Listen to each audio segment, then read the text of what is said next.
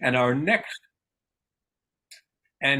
next movie discussion is Lincoln on March 18th, directed by Steven Spielberg, starring Daniel Day-Lewis. Then there's the Freethinker newsletter, to which we invite your readership, your feedback, and your submissions. Now, a reminder to all of our contributors, submissions for our March editions are due no later than this coming Sunday, February 25th. You may learn more at our website, fcfs.org. Today, we celebrate President's Day when we mark the commemoration and birth of POTUS, at least most of them. Shortly after departing the presidency in March 1797, George Washington opened a very successful whiskey distillery on his Mount Vernon property, known for its cinnamon whiskeys as well as apple and peach brandies. Alcohol was the first domestic product taxed by the federal government beginning in 1791, which led to the Whiskey Rebellion in 1794, when about 150 insurgents were tried for treason but later pardoned by George Washington. Some of you may have a birthday today too. Shout out to Bobby for one. Welcome, everyone. We're all volunteers here. We incur expenses, largely promotion. We promote it online, on the radio, and in print. And if you know of a viable place for us to promote, please share it with us. We also have some associated costs for our website and fees for regulatory compliance as a 501c3 charitable organization. So if you could offer a small membership donation of $15, $20, or any dollar amount, you'll be part of the reason we are able to continue our public outreach. We are tremendously grateful for all who've become members and made donations. We need you, and we appreciate you. We look forward to a provocative lineup of exciting speakers next month. Monday evening, March 18th, we will host Dr. Adam Rosenblatt, biology professor at UNF, who will discuss the devastating and escalating effect of climate change. In April, we'll have gender scientist Dr. Ann Goldbauer. In May, the thinking atheist and former Christian minister Seth Andrews. In June, Florida State Representative District 13 Angie Nixon. Sign on to our meetup page, sign up for our newsletter and email announcements at our website. Stay in touch. Now, tonight, what a special night we have for ourselves. Tonight, we welcome Holly Near, who at an early age was introduced to the concept of global feminism. She crossed paths and shared songs with a wave of many terrific songwriters and performers. As a songwriter, Holly is known for turning big concepts into small, understandable, emotional, personal stories. As an example, Holly penned Singing for Our Lives, which has become an anthem for the LGBTQ community and appears in the Unitarian Church hymnal. In 2019, Holly began a website project called Because of a Song, an online historical archive that documents some of the influential artists that have risen from the feminist lesbian music scene in Oakland, California. The site can be viewed at becauseofasong.com, and there is also her personal website, hollynear.com, both of which we posted in the chat feature of the Zoom. So please use the Zoom hand raise feature found at the reactions button to raise your hand during our Q&A. Should you prefer, you may message a question via the Zoom chat. Let's mute our mics until it's time to speak. Please know we are recording the presentation for posterity, and we'll upload it later on our YouTube page. A side note, we don't know what might be said during our discussions. We are open to the public. Sometimes we cringe, sometimes we nod in quiet approval, and sometimes we cheer. So let's begin by appreciating Holly Near for graciously offering us her time, expertise, and insight about activism, peace, songs, and a life well lived. So Holly, we are all yours. Thank you, Holly. Thank you. Nice to be here. Well, there's a couple of things I'd like to say first before I sort of dive into history and activism and artistry and all of those wonderful conversations. And one is that for those of you who have come on, maybe because you know me or you saw it on a website or whatever, and you don't quite resonate with the idea of going against religion, I just want to say that I'm not particularly religious. But I end up singing in a lot of churches because there are so many churches that are trying to do social change activism from within their church. And they are a way that people can find a path to their activism that feels safe and possible at the beginning. And if that's what you're doing, you are most welcome here. We don't have to agree on who is their God. That's not what today is about. And I think it's wonderful that there are organizations that are separating and giving distance from the traditional religious dogma, I think was maybe the line that you used, Ken, because we can get so misinformed over lifetimes and generations about what our reason for being on this planet is. This is the only planet we know of that has life on it. And we are spinning through space at an unimaginable rate of speed, and it's only because of the gravity that we don't go all flying off into other places. And to wake up every morning in a state of wonder is a good practice, which I try to do because I have suffered off and on in my life from depression, and I can sink into all kinds of dark stories that really have nothing to do with the wonder of being alive.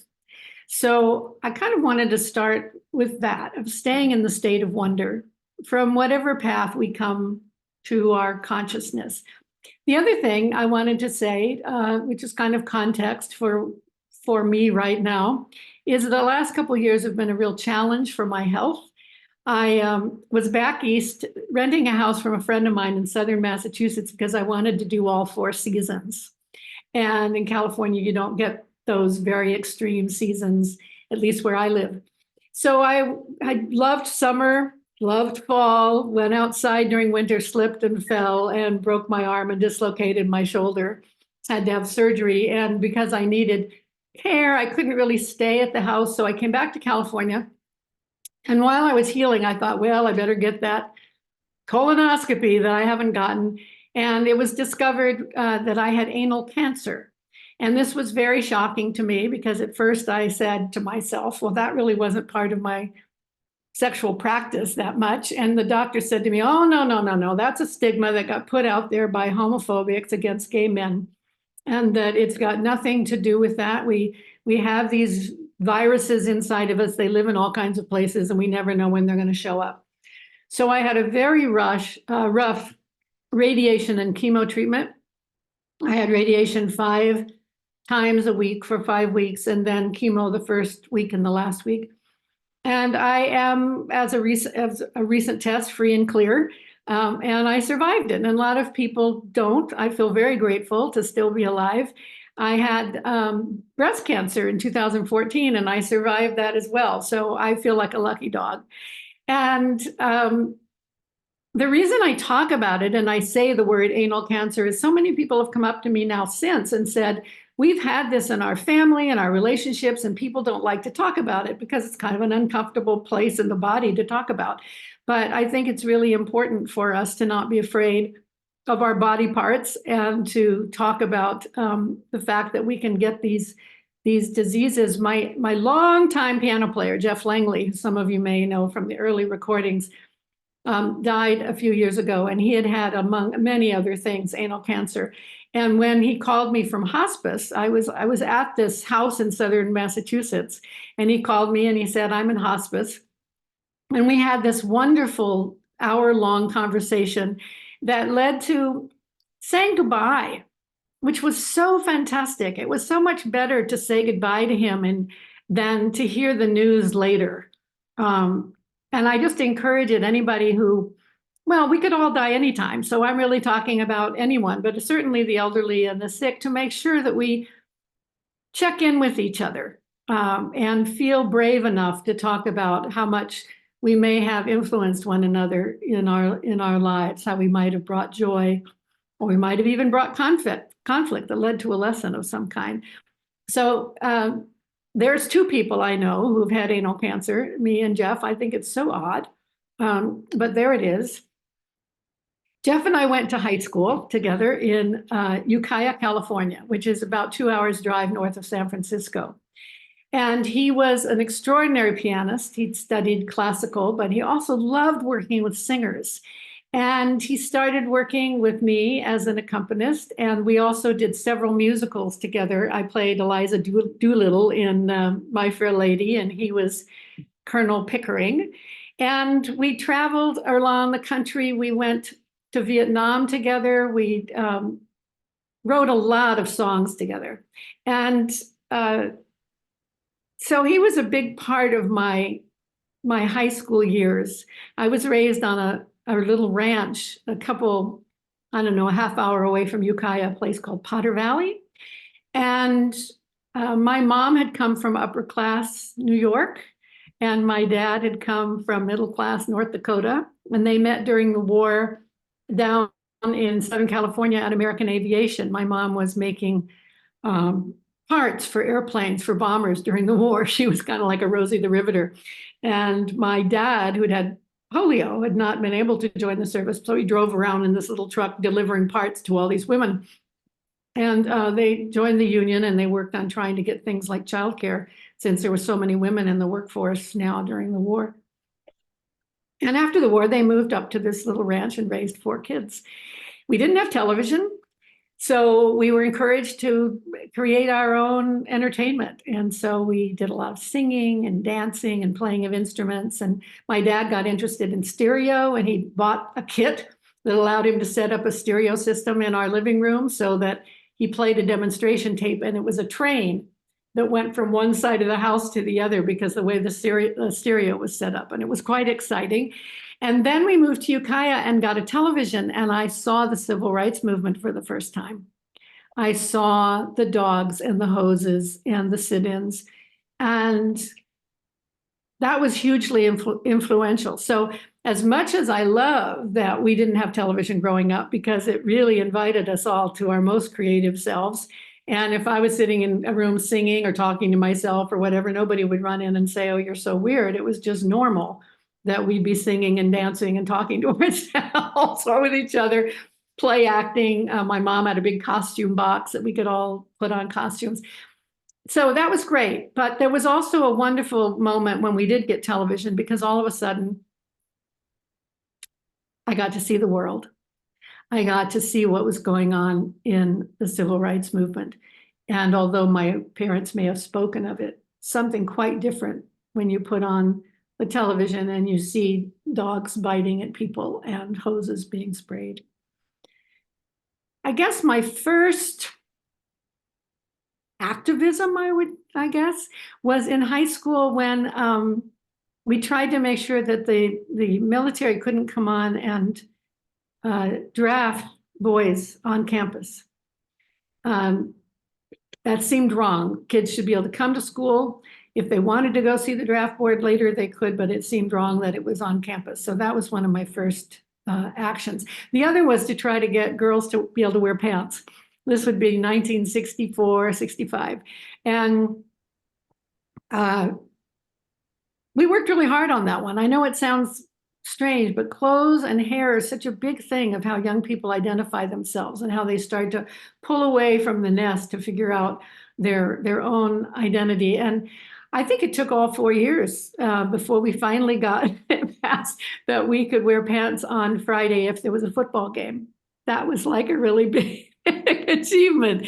Great. And then almost a year later, just like that, kids were wearing Birkenstocks and overalls and growing their hair long. And it appeared to be overnight, but actually it had been shipped away for many years before that. But what was going on in San Francisco, in the Castro district, in the Haight-Ashbury district, over in Oakland, in the shipyards, there was a lot happening. It took a little while to go 2-hour drive up to Ukiah, but it got to us and was very influential. One of the young men in my high school was a guitar player. His brother was a drummer. His other brother was a harmonica player. They were called the Ford Brothers, and they had a blues band. And Robin Ford, who some of you may know as a very well-known guitarist, would go down to the Haight-Ashbury district and hire bands to come up to Ukiah. And the bands would come up and sort of do the farm circuit because it was a way to make a living. And I came to a dance at my high school gymnasium, and I saw the band hanging out on the side of the gym, and I kind of stood and watched them for a while, a little intimidated and awe. They all looked rather wild. And I went inside, and this band came on stage and began to play. And then a singer walked on and began to sing. And it was like everybody stopped dancing. And there was a big jaw drop moment because it was Janis Joplin and Big Brother and the Holding Company. And I had never heard anybody sing like that in real time, live. And I went home and I started experimenting around the house. And my mother and grandmother, oh, no, no, no, no, no. They were not happy about that at all because I didn't actually have the training or the skill to sing that kind of grovelly, screamy sound without hurting myself. And they didn't want me to ruin these rather valuable vocal cords, it turned out.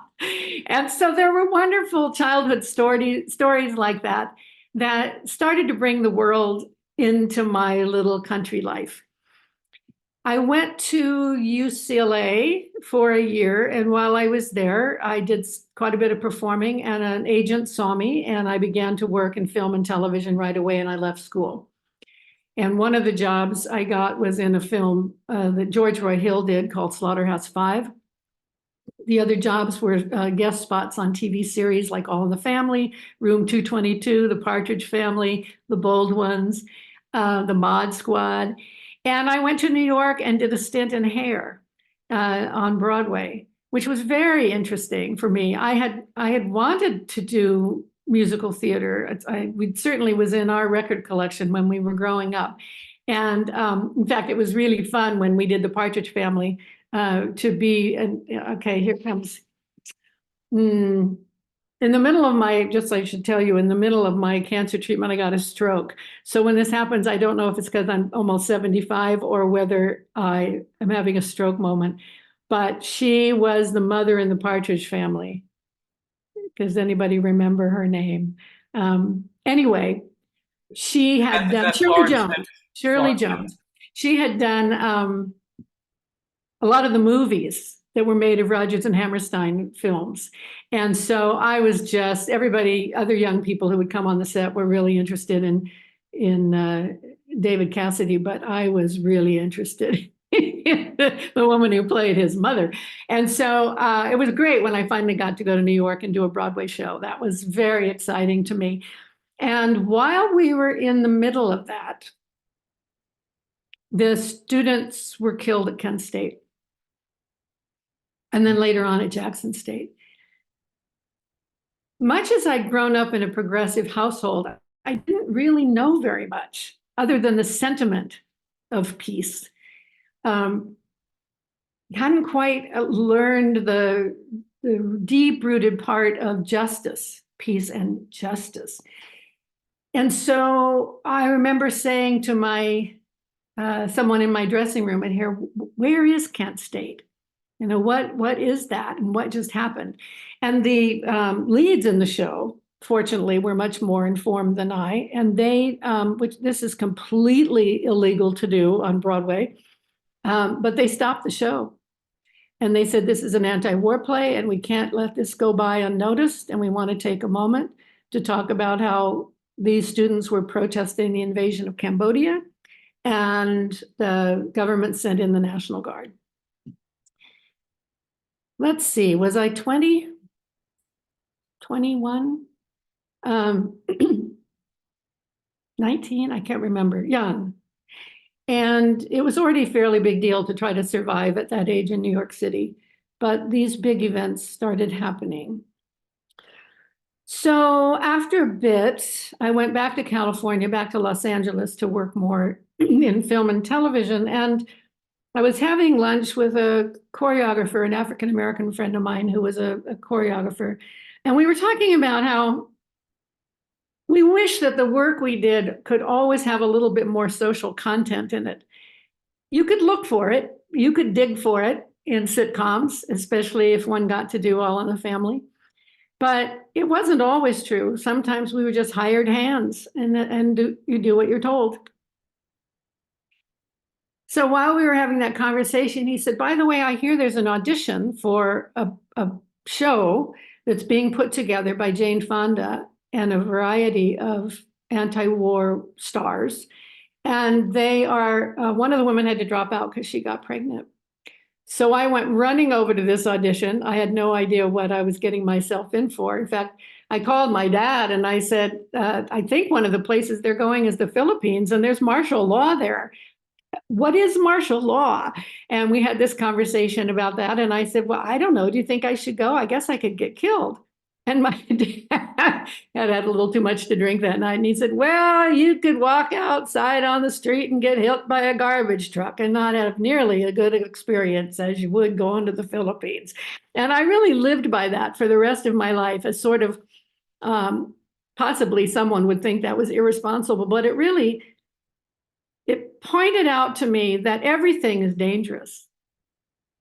So why stay home safe? Because life is out there to be lived. And from that time on, I did a lot of work in dangerous places, in war zones, in political conflict, presenting ideas that were not popular by mainstream culture. The tour that went to the Philippines was called Free the Army. And FTA, the FTA tour, because in the military, there had been a phrase, fun, travel, and adventure. Come join the military and fun, travel, and adventure. You get to see the world. And so this was a takeoff on FTA. They were all skits that were written by soldiers who had come back from Vietnam to report that although they'd gone to Vietnam gung-ho to defend democracy, when they got there, they found that's not what was happening at all. And that they were being asked to kill Vietnamese people who they'd never met, who had never attacked them, who'd never done anything wrong to them. And in particular, the Black soldiers really found themselves unwilling to participate in that. So this tour was going out to entertain soldiers who were resisting war and racism from within the military. Extraordinary, the courage that it would take, because so many were being thrown in stockades. You could get dismissed from the military with very bad record. And we were in this tour, we were going with two really big stars, Jane Fonda and Donald Sutherland. So there was a huge amount of attention. And we went to Hawaii, the Philippines, Okinawa, and Japan, all places that had large military populations and had what came to be known as the GI movement, had people who were resisting from within the military. So I learned so much. I mean, that was like going to college for a BA, a master's, and a PhD all in a 6-week period of time. We did a fundraiser at the Philharmonic in New York City before we went, and Nina Simone was our guest artist. And I had seen her at UCLA in a concert, and like the Janis Joplin experience, I was never the same after hearing Nina sing. The crowd was calling for her to encore after encore, and at one point she came back out and they yelled, please sing I Love You, Porgy. And she said, oh, that takes so much. I'm sorry, I'm just too tired. And she just sat at the piano, and then all of a sudden, oh, I love you, Porgy. And she began to sing, and the place went absolutely wild. And I get chills just thinking about it. And she also did a song called Mississippi Goddamn, which was a great song. You can find it on YouTube. So this tour also was the moment that introduced me to feminism. In the Philippines, I met a woman who had been part of a farming family, and the military had come in and put the base down on the property where her family was farming.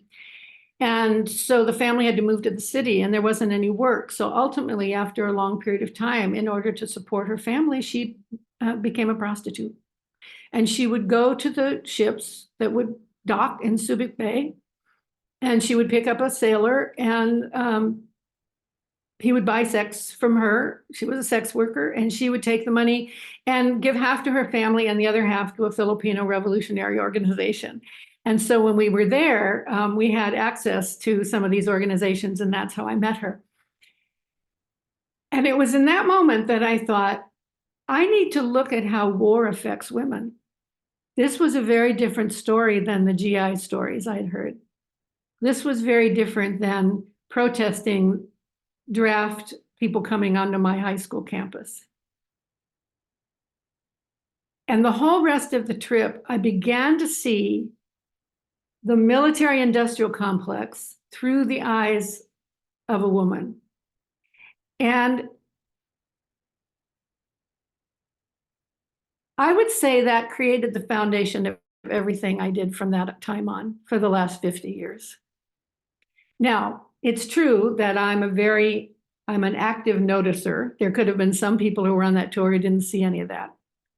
But for some reason, those paths all connected in a star pattern for me that made it impossible for me to ever think again without all those ideas coming together, so that everything I did from that time on involved a class comprehension, a military-industrial complex, contact. I didn't have a complex, it did, and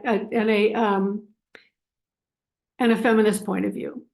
And a little bit after that, I went to Vietnam, Jeff and I did later, and I saw the incredible devastation when there's a war. Hospitals blown up.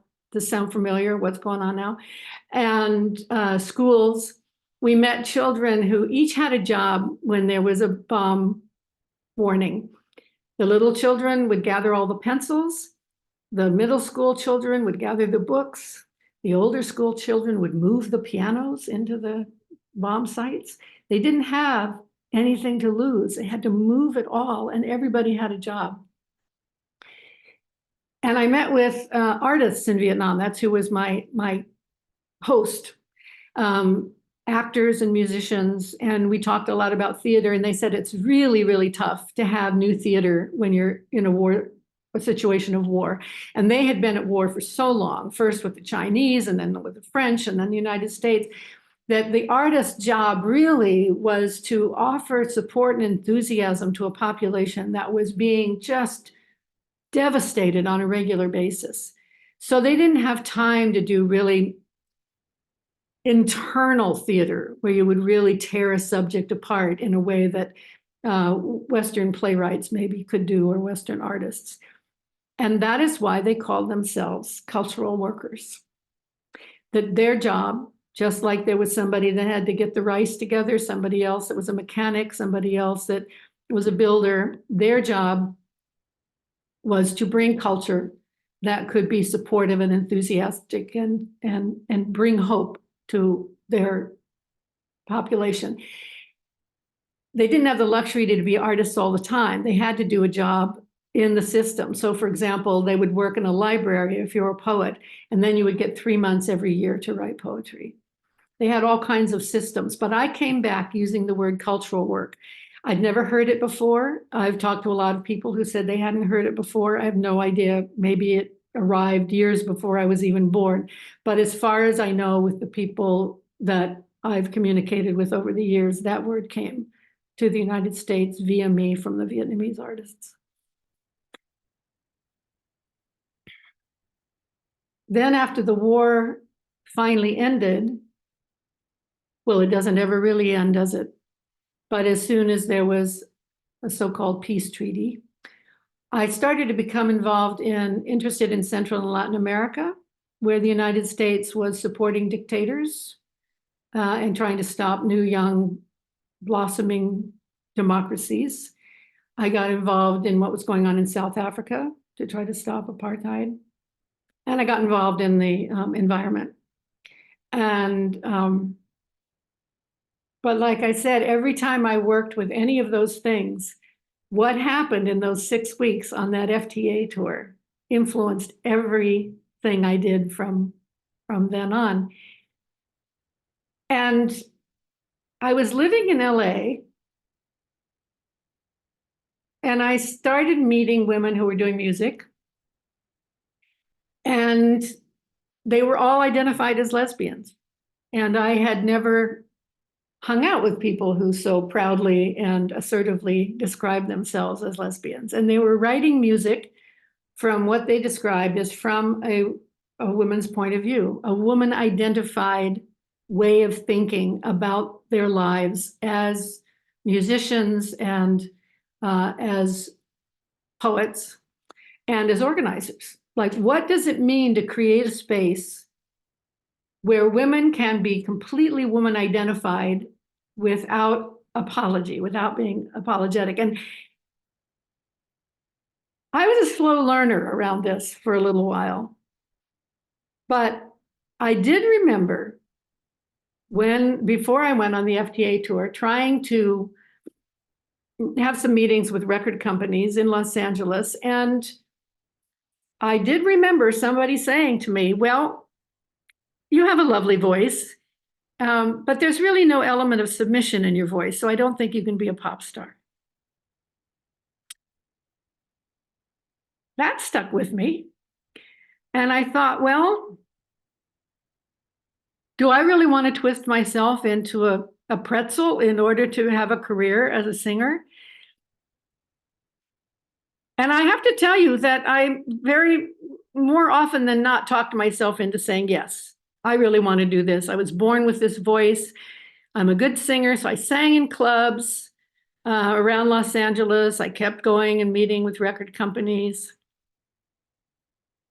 But I didn't ever feel very good. Didn't ever feel very good.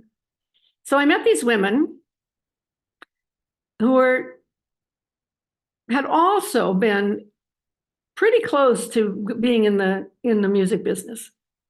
And they too just had to take a step back.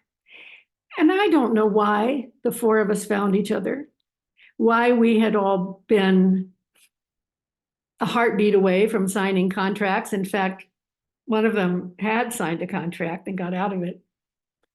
But the four of which I speak is Chris Williamson, Margie Adam, Holly Neer, and Meg Christian. And we started working together in Los Angeles. We started record companies. I started one when I got back from the FTA tour called Redwood Records, because I knew that the industry wasn't going to record songs that I had recently written, like No More Genocide in My Name. I didn't think that was going to be a big hit. So I started my own label in order to record that music.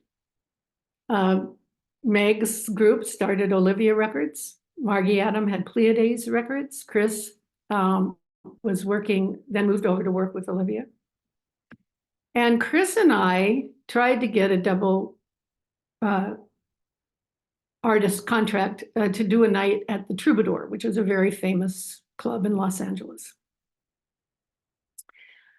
In fact, that's when I first heard Bette Midler before she was famous, which was pretty great. And we said to the owner of the Troubadour that we'd like to do a double bill. And he said, no, we can't have two women doing a double bill. You have to have a woman and a male comic or a singer-songwriter or something like that. And we said, why? And he said, well, who would go first? And I go, oh, that's our big problem.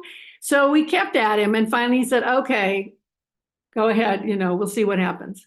So Chris and I did a double bill, and one of us went first. And at the end, Meg Christian came on and sang some songs with us in the encores. And that place was packed, people hanging from the rafters. And I don't think that man had ever seen that many women, and certainly not that many lesbians in one room. And it was kind of the beginning of what started being called women's music, which was a code word in many ways for lesbian music, because we didn't want people to have to identify as a lesbian to have access to the music, because women were in marriages, they had children, they were being very careful not to have those children taken away from them. They didn't want to lose their jobs. There were all kinds of reasons why people didn't come out. So we called it women's music. And we did a very large tour in California, maybe 1974, 75. And it was Chris, Margie, Meg, and I. And we did 7 cities, one of which was in a prison, a women's prison. And these quite large auditoriums that held like 1,200 people were filled. And we had a bit of a conflict in the preparation of it, quite a lot of conflict. What was the ticket price going to be? What was fair? What was not? The ticket price had to be high enough to pay for the tour, but low enough that working class women could come. And what was the problem was that working class women always paid the full price if you did sliding scale. And sometimes unconscious middle and upper middle class women would go for the lower price. And you just think it just came from lack of consciousness. It took a while for that to change. And so we ended up, well, is this going to be a women only show? Because that's what Meg and her compatriots at Olivia would want, because they came from a background of more of a lesbian separatist point of view. I came from more of the left, and I couldn't imagine doing something that was women only. Although I have to say later on, I totally understood why women only space is really important, in the same way that I understand why Black only space is important. And I would never asked to come into a Black only space or a Latina only space or even a children only space. We all have a right to detach ourselves from that which we see as our symbolic oppressor. So I came to really believe in the women only concerts. But way that we resolved this at the time was we did 2 shows. We did a women only show and then one open to the public. And this, I remember doing this one time at Harvard. I think it was in one of their buildings, Sanders Theater or something.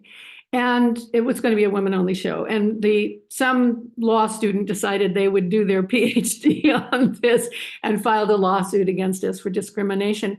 So we had to add tickets to the show to sell at least 10 tickets that had to be sold to men. So men lined up when the tickets went on sale. I didn't know this at the time, but they'd all been handpicked, and they bought the tickets and they gave them to women. So we had done what we were asked to do in order to keep the legal thing. But I don't think that people understood what an extraordinary feeling it was to be in a room of all women, and predominantly all women who were also lesbians. It was not a feeling of leaving others out. It was a feeling of finally putting oneself in. It was this sense of inclusion that we'd never experienced before. And so it was never, there were a couple of people who liked to promote it as anti-male, but it was really more about pro-self, about being with women and figuring out, how would I think if I didn't have to think the way I've been told to think? And you need some time and space to do that. It doesn't just come naturally. Very life-changing things happened when women were in women-only space. And I've had men in my life who had said, damn, I would love to be at those women-only concerts, but I understand the moment I walked in, it wouldn't be the same as it was if I weren't there. And bless them for understanding that. It's not quite the same it's just not like discrimination where people have a men-only golf course where they're making decisions about who's going to be the president. Which, by the way, we are in big trouble. And I hope everybody will keep very clear-headed in the next months coming up towards our election, because we cannot afford to have a tyrant or a fascist in our midst. So where am I? Women's music, feminism. I think what I would love to do right about now, although I know, Ken, you suggested that it maybe breaks the flow, is I'd like to have you tell me a few questions that have come in that might be related to this subject. And then after that, we can move on to something else. But it's, for my brain, it's a lot to keep that many years all kind of together. And I would love to respond to any questions that people might have right now. And then we'll move on. If you do have a question, use your emoji hand. There's so many people here. I can't see everybody on my screen at the same time. But if you do put your emoji hand up, which is found in the reaction button on your screen, it's either at the top of your screen, the side, or the bottom of your screen, we can go around the room that way. Try to keep your questions concise, and let's start in the order that they come. The first one I see up is Kathleen's iPad. Kathleen, unmute yourself, Kathleen. There's 154 people here, my goodness. And they're still coming in the door. All right. Hi, First of all, Kathleen. I want to give a shout out to, so happy that you're here, Holly, and we're blown away that you're here. You don't have to do anything to gain our our appreciation for you being here. We've just been so enamored and so lucky and so grateful to you for just being you. And it's helped our lives, absolutely. So thank you. I wanted to mention this, and I don't know that you have had this conversation, and maybe too personal, and that's okay too. But do you remember coming out to your family and having that discussion with your parents? I played my music, I hid in the garage because I was so nervous about the songs I wrote. And I'll put my record album out on the chat later, but how did that happen? How did you have the courage? And what was that like for you? A great question. In terms of my career, coming out was, I had already sung a song like No More Genocide, already ruined my career. So it was a more, as you say, personal, in relationship to two things, my family, but also in relationship to the left, because the anti-war movement in the left was not very conscientious yet as about gay issues. In fact, in the early days of the Communist Party, it was seen as a real problem because they didn't want anybody who was in leadership to be blackmailed or given trouble by somebody being able to out them.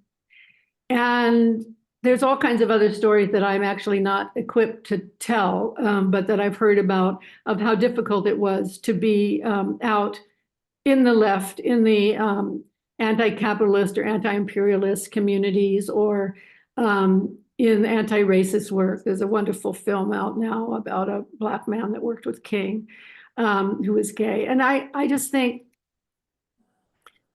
it was a pretty big deal. People were starting to come out in the late 60s, early 70s, but I would say I was probably the first woman to come out in a big major publication. I was asked by People magazine to have them do a feature on me, and this would have been in the mid 70s.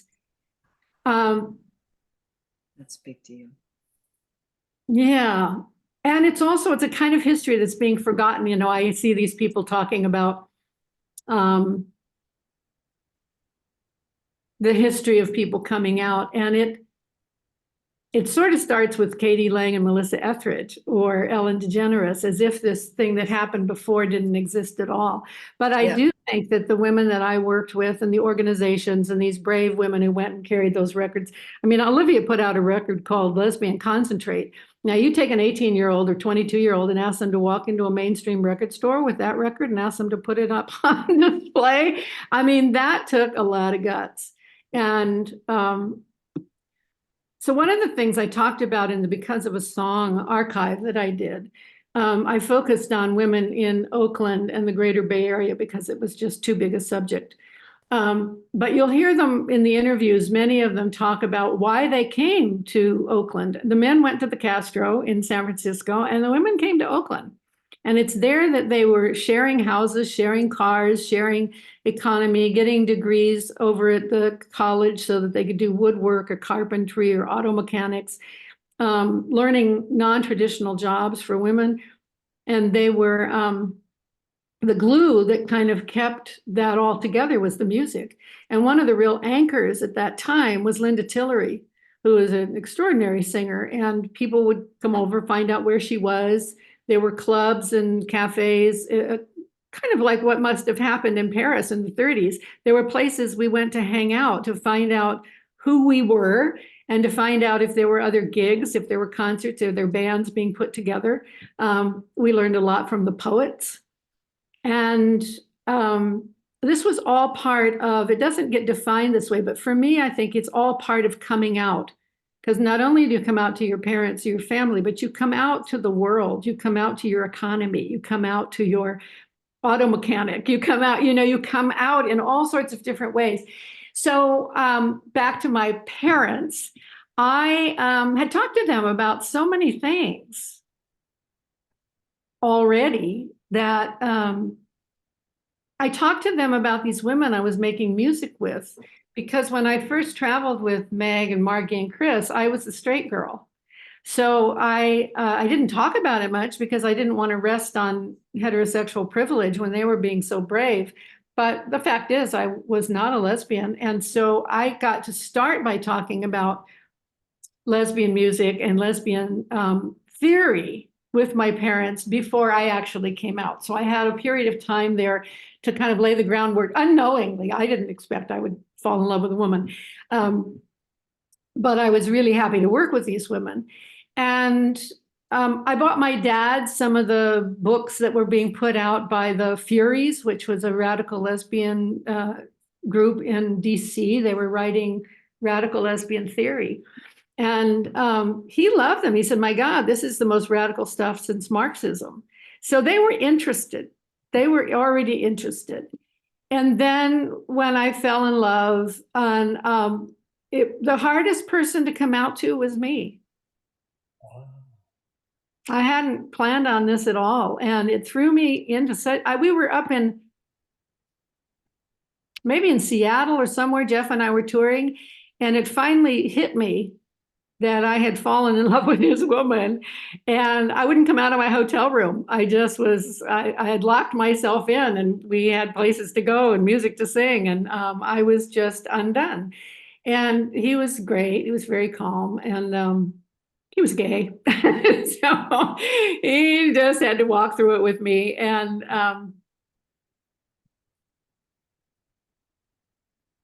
then I told my folks, and my dad said, that's great, bring her home.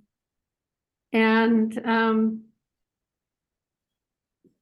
my mom went downtown after I came out, but especially after the People magazine article. She just walked around. I said, Mom, why did you do that? She said, I just wanted anybody who had anything to say. I wanted them to know I was here. They could talk to me.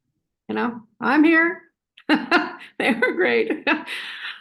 And they've been great for a long time. I mean, one of the first movies I did was just awful, just awful. I was like 18, I think. It was called, what was it called? Angel, Angel, Down We Go. And the movie was worse than the title.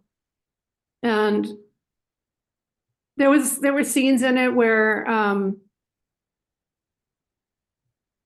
they were called lovemaking scenes, but they were really almost rape scenes. And there was God, it was the oddest film ever. Roddy McDowall was in it, and Lou Rawls was in it, and Jordan Christopher. I mean, I think everybody went into it thinking that it was going to be okay, but it turned out just to be awful. Anyway, when that film came out, my mom and dad, it didn't play in the main theater. It only played in the drive-in. I remember my mom and dad getting in a car with a thermos of coffee and going to the drive-in to watch this, and I was horrified because I didn't want anybody to see this film. Anyway, they have, prior to me, my older sister did a lot of radical theater in San Francisco and San Francisco State. And so I guess she sort of trained them. And then they didn't see any reason to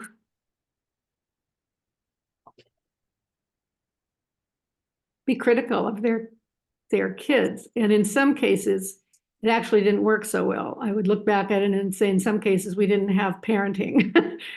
But on the good side of it is, my friends always wanted to come over to our house, not to see me, but to talk to them, because they were curious, and they always put fascination in front of fear. So I kind of lucked out in that regard.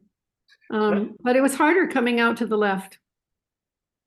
They thought I'd lost my mind because I was really their girl. And they just thought, what is she doing?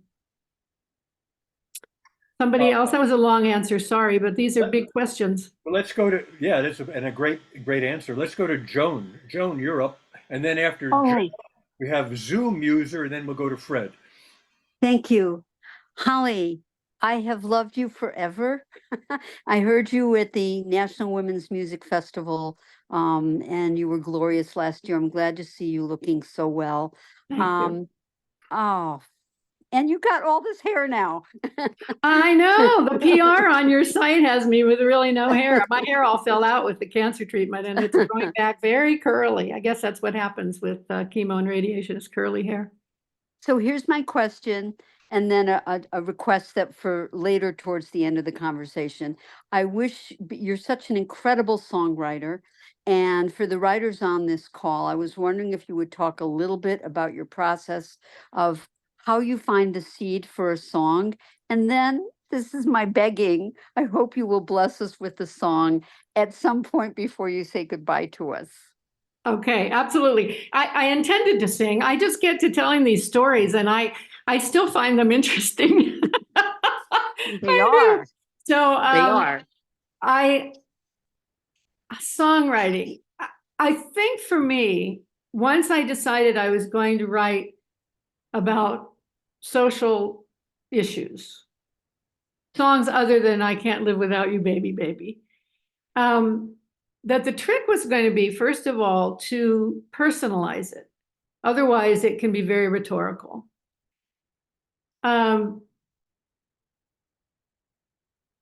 So when I wrote, for example, No More Genocide in My Name, it was about in my name. It had to do with how genocide affected me. Other than, you know, we should go out, smash the state, get rid of the racists or whatever. I had to have it come through me. And that song really got inspired by seeing the museum in Hiroshima. And it was so devastating. And I came out after going through that. And there was a Japanese man, one of the tour guides we were with, saw me and he said, well, you know, you weren't even alive when that happened. So being guilty is actually not very productive. It can slow us down and put us in full stop. But he said, just make sure it doesn't happen again. So after I got back from doing hair in New York, I met one of the young men who had been shot by and survived the Kent State killings. And he was in a wheelchair. And I met him and he asked for the memorial that was coming up if I would write a song. And I was honored and I said, of course. I think the artists that would be present along with all the speakers was Judy Collins and Jane Fonda and myself. So I worked on the song and it was just garbage. I just was writing one rhetorical, uninteresting thing after another. And I was on the plane headed for Ohio and I said, I can't believe this. I'm going to show up empty-handed. And then I just said to myself, okay, this has got to go through your system, your heart. Because these students, I mean, it could have been me. So I wrote a song called It Could Have Been Me. It could have been me, but instead it was you. So I'll keep doing the work you were doing as if I were too. I'll be a student of life, a singer of songs, a farmer of food, and the righter of wrong. It could have been me, but instead it was you. And it may be we, dear sisters and brothers, before we are through. But if you can die for freedom, freedom, freedom, freedom, if you can die for freedom, I can too. The students in Ohio at Kent and Jackson State, shot down by a nameless fire one early day in May. Some people cried out angry, you should have shot more of them down. But you can't bury youth, my friend. Youth grows the whole world round. It could have been me, but instead it was you. So I'll keep doing the work you were doing as if I were too. I'll be a student of life, a singer of songs, farmer of food, and the righter of wrong. It could have been me, but instead it was you. And it may be me, dear sisters and brothers, before we are through. But if you can die for freedom, freedom, freedom, freedom, if you can die for freedom, I can too. And the other thing about writing a song like this is if you can make the chorus universal in some sort of way, then you can add verses as time goes by. So there's the verse about students in Ohio. And then there was a verse about Victor Jara. The junta broke the fingers on Victor Jara's hands, said to the gentle poet, play your guitar now if you can. Victor started singing, but they brought his body down. You can kill that man, but not his song, if it's sung the whole world round. And it could have been me. Then there was a verse about women in the jungle who were fighting against colonialism in Africa. Then there was a verse about Karen Silkwood in Oklahoma, who was killed by a big business because she was about to reveal a lot of secrets about nuclear power. So that song is like a workhorse. When the women were killed by a misogynist up in Montreal, I wrote a verse for that. When the kid dancers down in the Florida club, I think I wrote a verse for that. And it's the same with the song Singing for Our Lives. It's that you just keep writing verses because it comes back around to this universal concept. I hope that sort of answered your question. Okay, great, and beautiful song. I thank you for doing that. Can we try Zoom user? If you would unmute your mic, Zoom user, and if you don't mind sharing with us your name. Are you there, Zoom user?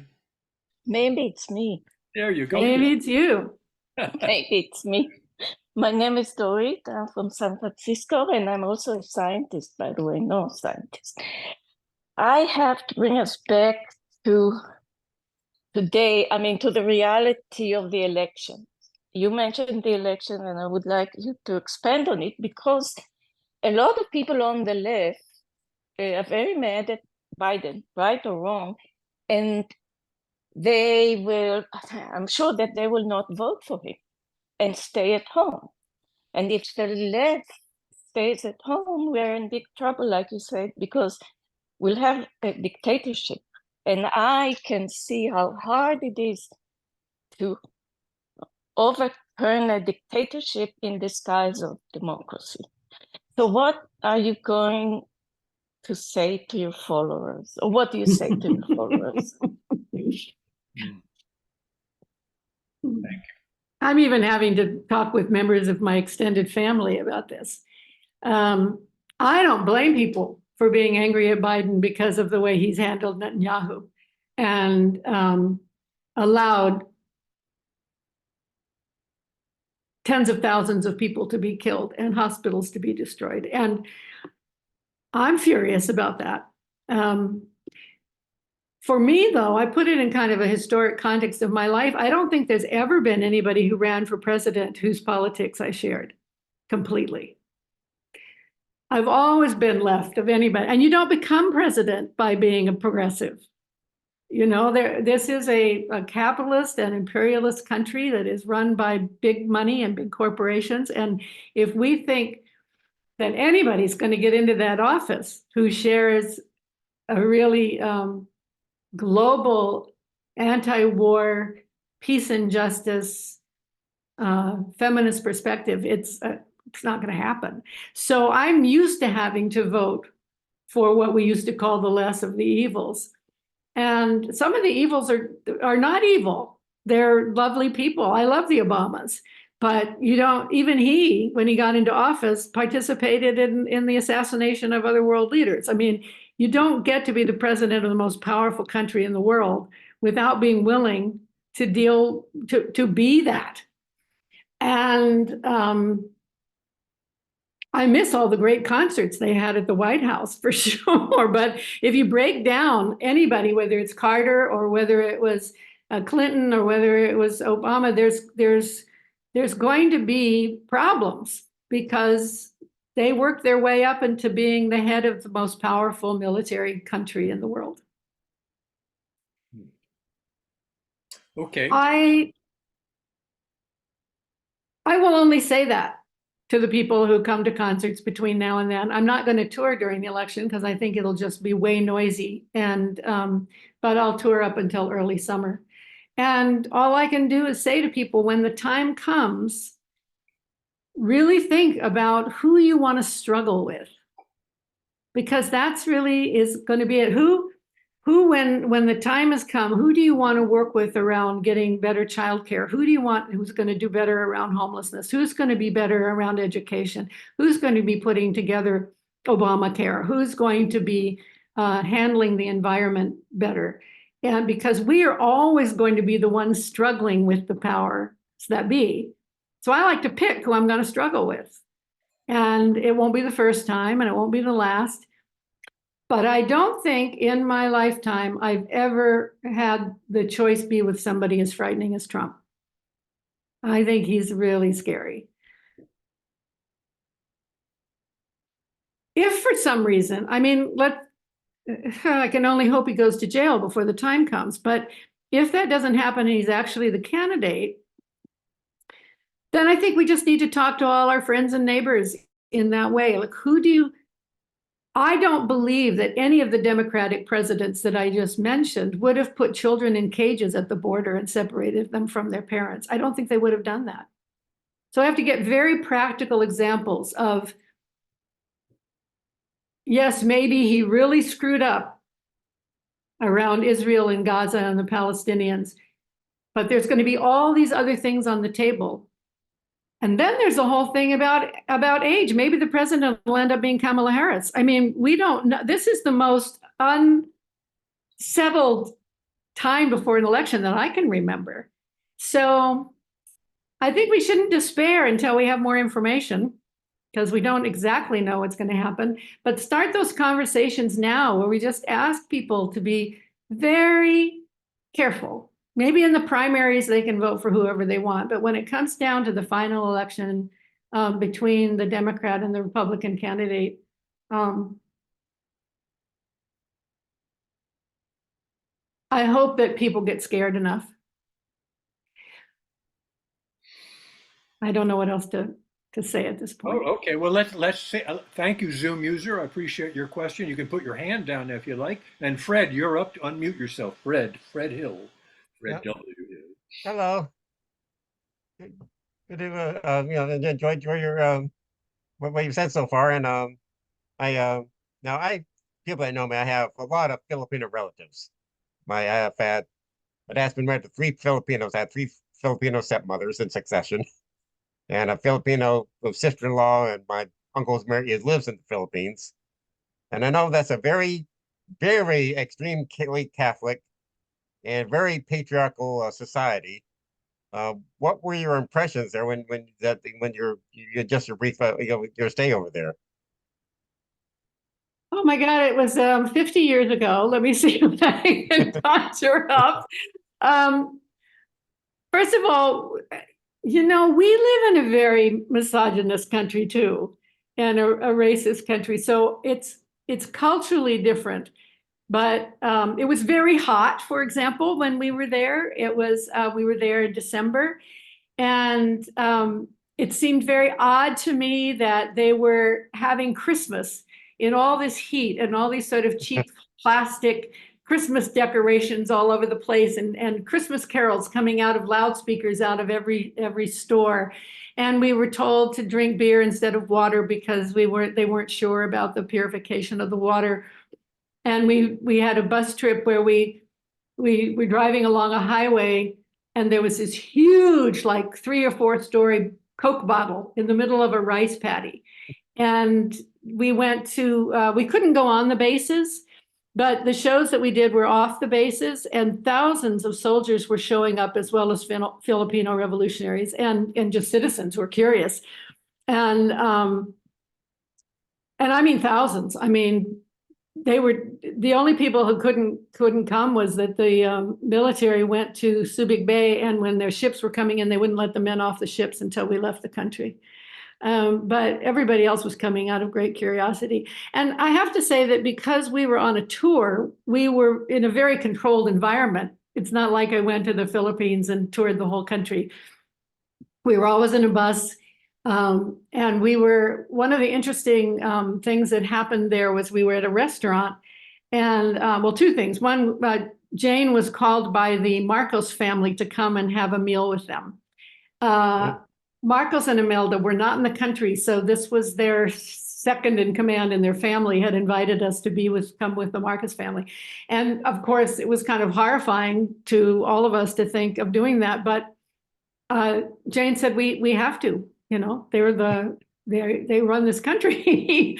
So she looked around our group and she said, Holly, you're coming with me, because I was the most scrubbed, sort of clean, all-American looking kid of the bunch. And I just remember sitting at that meal and her reaching over and squeezing my hand so tight to try to hopefully can get through it before either one of us saying something that would get us kicked out of the country.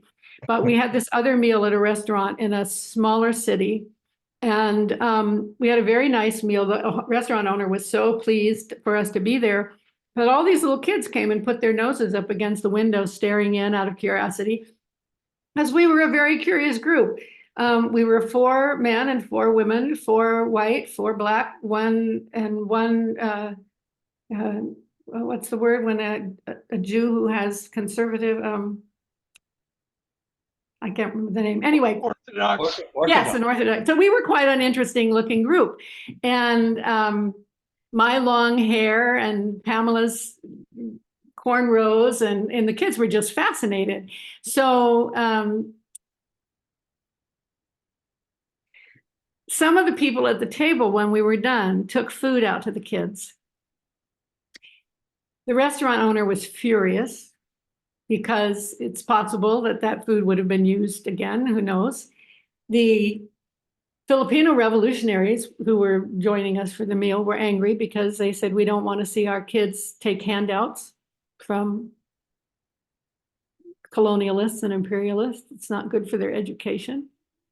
And such an amazing conversation ensued after that, because there were Black people in the group that had grown up in extraordinary poverty, and they said, I don't care whether it's colonialism or not, these kids are hungry. That was just one of the many lessons I had in the Philippines, of sort of learning all the complexities of this world in which we live. And many, many years later, I went to do a concert in New Orleans, and the organizer said, by the way, before you come here, just imagine that you have to get a visa. And I said, what? I said, because we're different here than you are in California, and we want you to come with a level of respect and understanding about where it is you're coming. So I don't know, that's a very long conversation, but thanks, Fred, for the question. Have fun with your Filipino relatives. Hi, Amelia. Amelia Ray. You have a question, Amelia Ray. Is your unmuted? We don't hear you.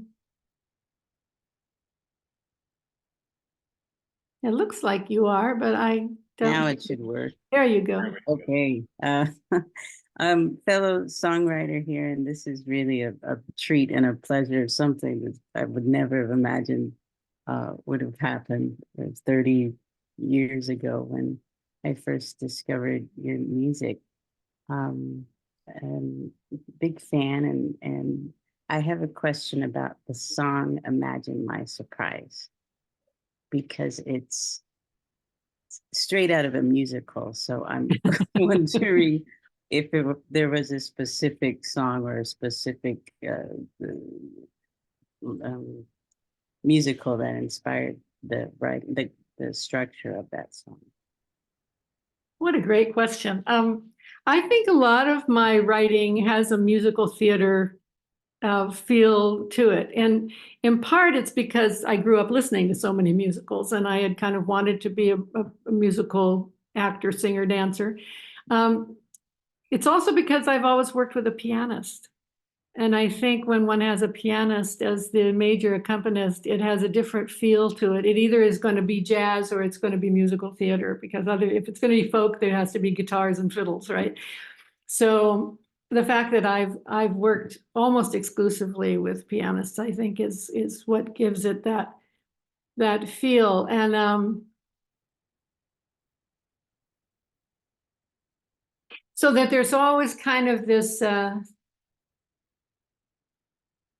well, it's the same that when I was talking about it could have been me.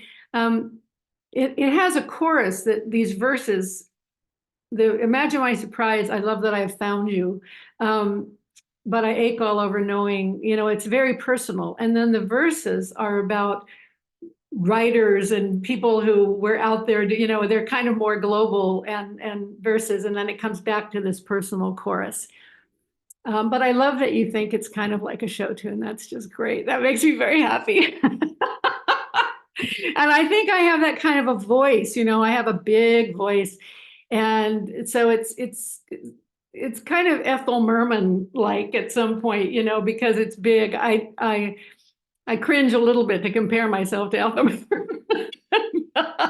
But I think that there's this big kind of blustery sound to it that's not very folky. So I think it's the pirate that makes me think of Pirate Jenny too. So that. Oh yeah, what a great song! Have you sung Brecht and Weill? Oh Lord, no! I'm a rock and roller. I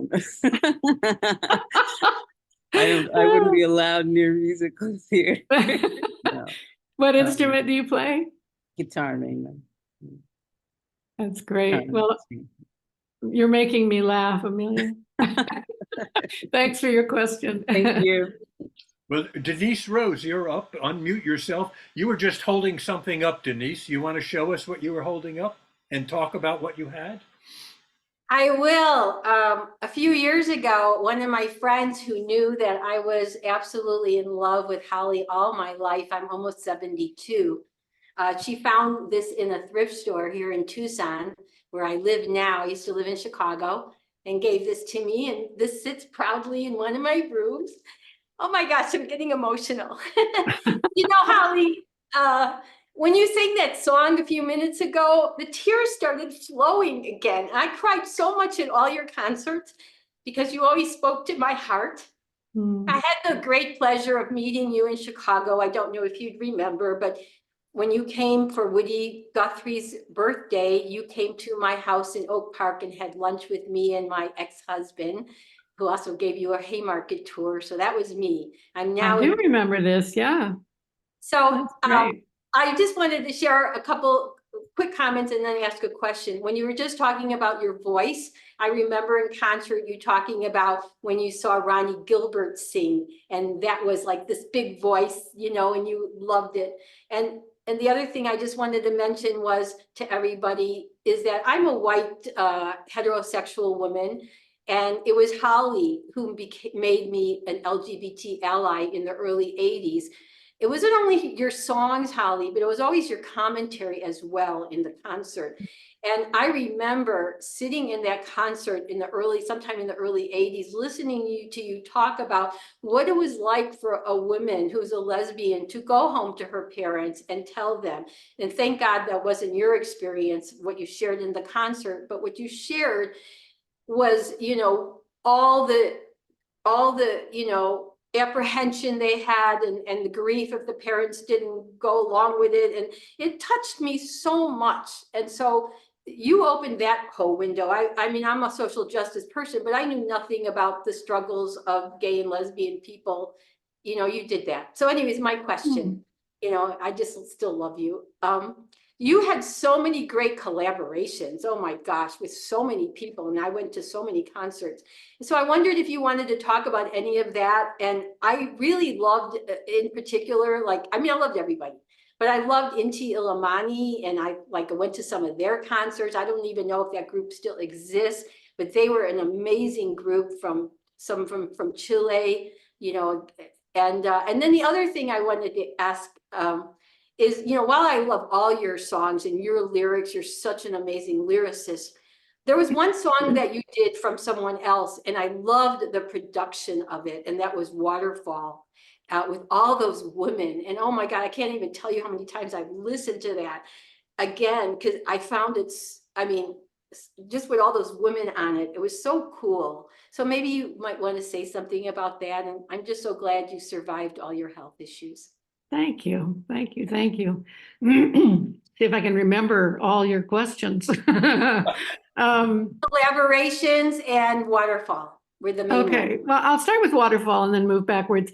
Waterfall is a song by Chris Williamson. It says, filling up and spilling over. It's an endless waterfall, filling up and spilling over all. And it's just beautiful. It's just such a great song. In fact, if you are not familiar with Chris Williamson's work, she's got many, many albums, but her first one, which is really the woman's music classic, is called Changer and the Changed. And you can get it from Goldenrod, I think. It's just it came at the right time. And a lot of us sang on it, played instruments on it. It was a lovely, lovely project. So we were at the Michigan Women's Music Festival, and I decided to sing that song. And the jazz singer Rhiannon was one of the artists presenting at the Michigan Festival. And so I asked her if she would do it with me as a duet. So I start out singing the song, and I'm out there by myself, and then she walks on stage. You can hear the audience just go into ecstasy, clapping and cheering just at the sight of her walking on stage.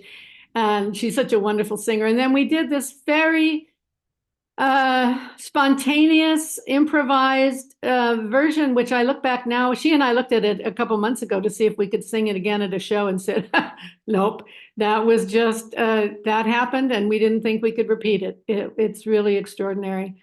And you can hear the audience. And the pianist on that, by the way, was Adrian Torf. It was very beautiful. So collaborations. Yes, I've worked with reggae bands, African Dreamland from Nashville. I've worked with Ronnie Gilbert. I've worked with Pete Seeger, Arlo Guthrie. I sang occasionally with Joan Baez, with Bonnie Raitt. And the Inti Amani ensemble I met at actually an anti-nuke event in Europe.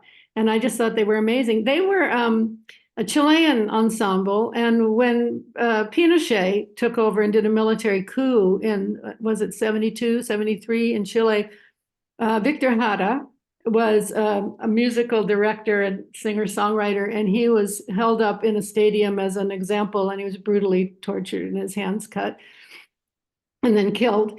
And one of the groups that had worked with him as a director was Inti Amani. And they were, when the military coup happened, they were touring in Europe. And their family said, wait till this cools down a little bit, don't come home. They didn't go home for 11 years. So when I met them, there was another group called Kelepayun. Inti Amani was living, I think, in Italy, and Kelepayun in France. And I heard them at a festival. I just thought they were great. And I said, will you come to the United States and sing with me? And they did. Redwood Records, the company that I started, produced it along with the woman who owned and ran a big, beautiful music club in San Francisco. Her name at the time was Jeannie Bradshaw. She's now Jeannie Rizzo. But it was a wonderful tour. We went all across the country. And I remember talking to a Chilean woman who said, this is the first time I've been able to go to an event where I could bring all my parts. She was able to come as a Chilean, as a leftist, as an anti-imperialist, as a lesbian, as a woman. And she just felt completely represented all the way around. And then the one thing that you said about parents, and I just want to quickly tell a story about, I was in Paris, and I went to that famous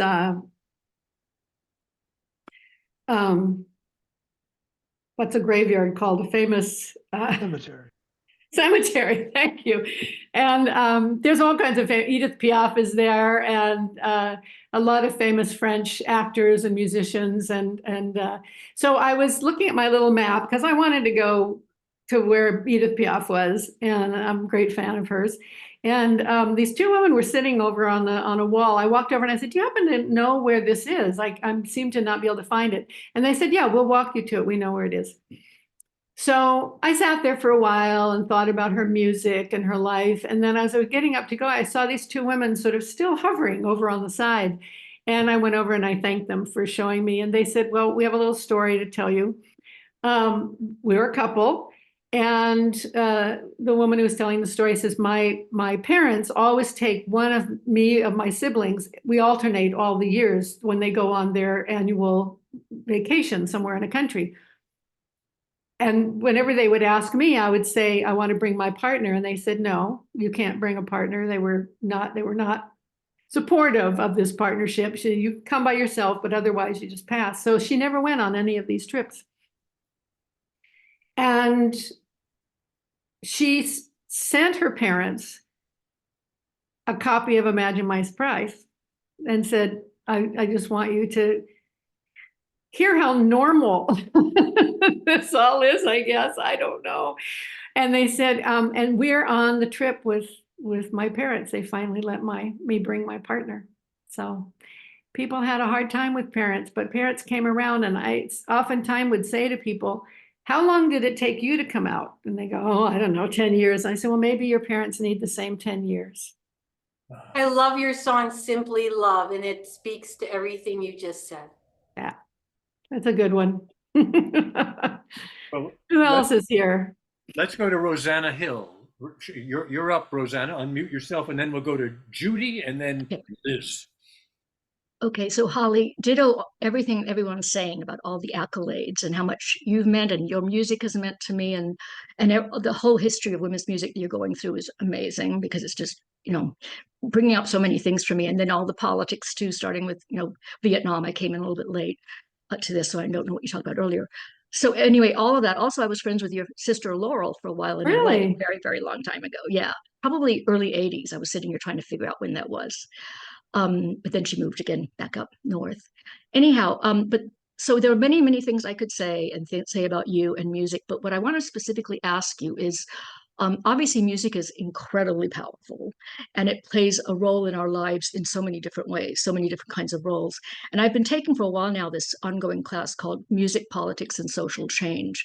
And it has to do with basically kind of what the title is about, how music arises out of different cultural and social times and in response to different social issues and living conditions, but also how it then represents that, and how that it can empower and be a part of that. It's kind of the whole back and forth. So the class has gone through like music from like just the beginning. It's basically US music, but obviously all the influences from other countries, starting with really slavery here. But what I'm getting to here is that along the way, it's gotten to the blues, and then country, and then protest music.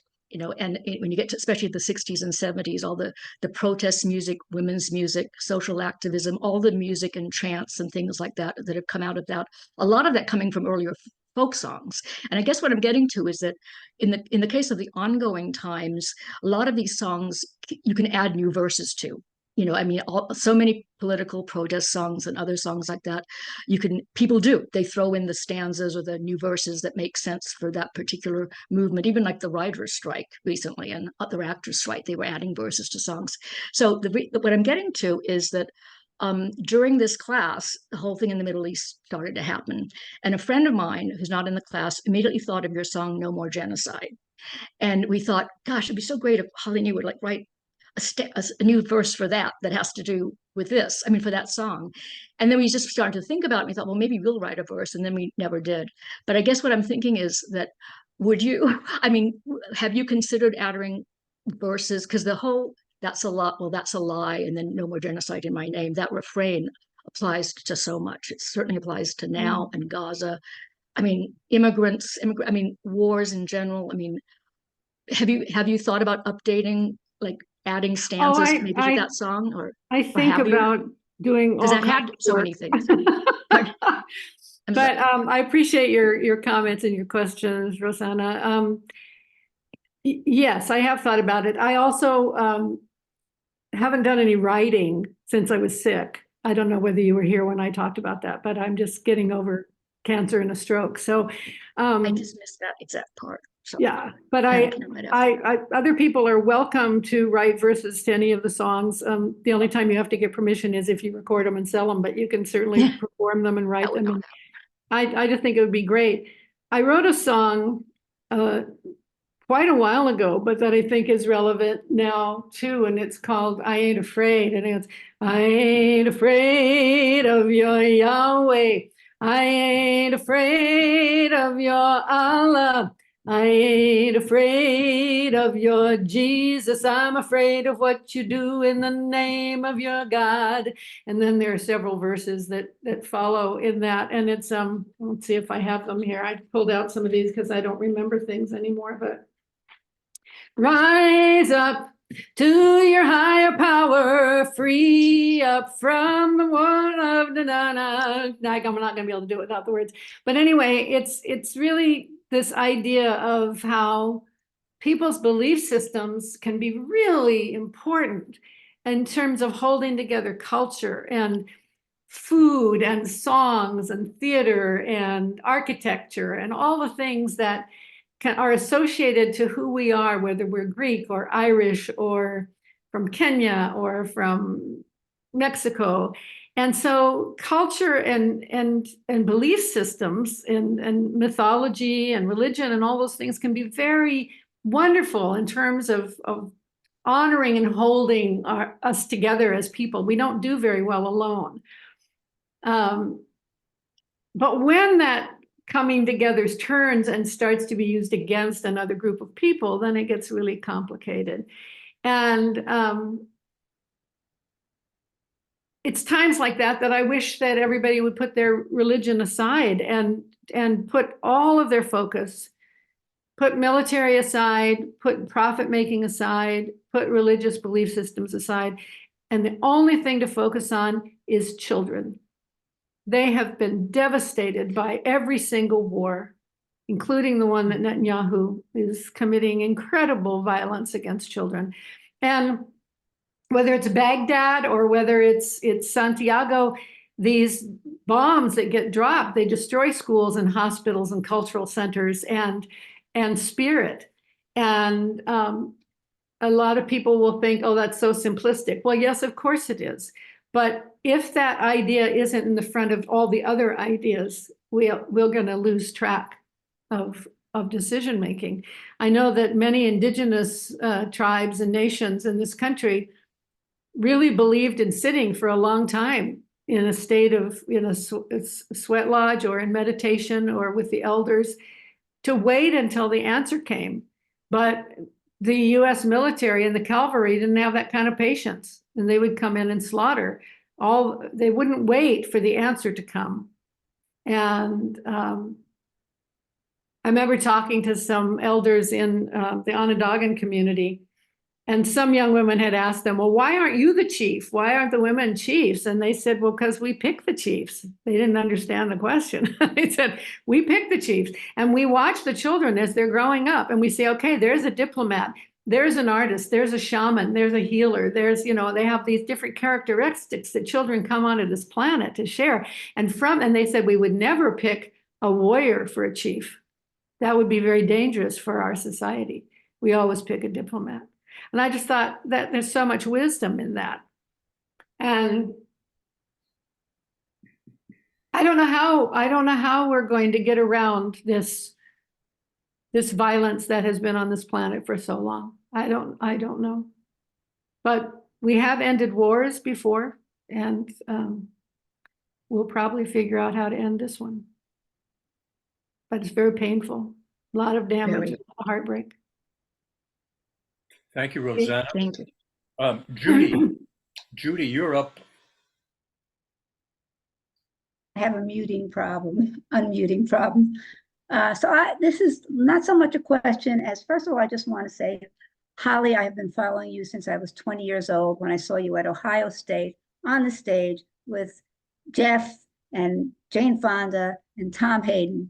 And there must have been 500 people in the room, so I'm not going to ask you if you remember me. But I'm 72 now, so that was a long time ago.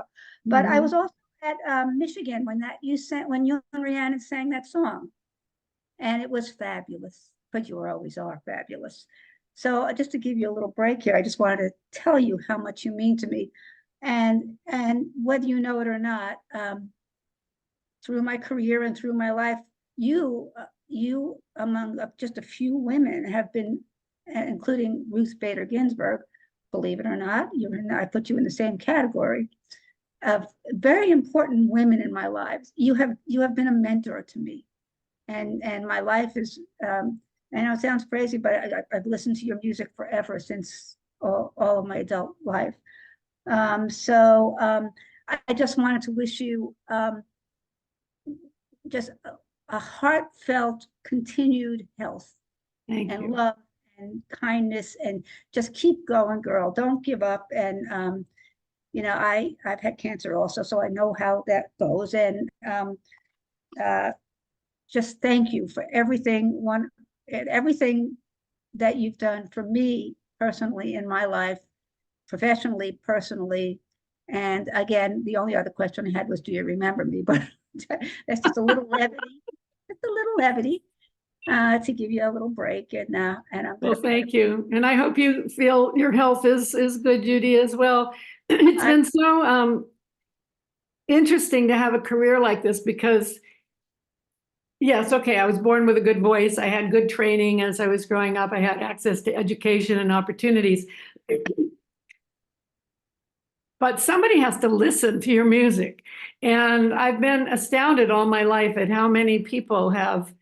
When I first started, it was 20 people in the hallway at a dorm, you know, and the next time I came back around, it was 100 people at a little club, and then it just kept growing. And there's something to be said for a group of individuals who also see themselves aligned as a group, as a community group, and then as a national group, and then as an international group, a global energy, which happens when people are part of a peace and justice movement or part of feminism, and we start to be uplifted by one another. And had it not been for these various social change movements, I wouldn't have had the career I had. So it was I look back at it, it's just astounding to me how much support I got. I came around at the right time, maybe. And I'm very interested to see where the next generation is going to take it. If you go to the Because of a Song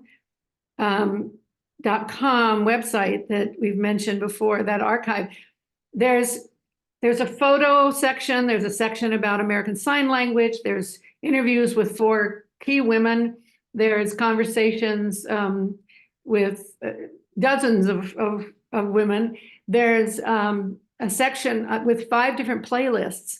And I encourage you to go, the women who came before us, the women's music, and then women who are in the music industry, who have taken feminism into the music industry. And it's, and then the next generation that's coming up, the amplifiers. And there's some amazing songs that are coming up. It's very reassuring.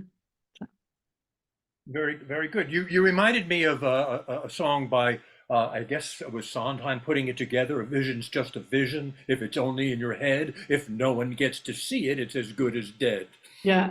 That's one of the Putting it together. Yeah, putting it together. Let's go to Liz from Newfoundland. Hi, Liz. Hi, Holly. This is a treat. I was an early distributor of Redwood Records.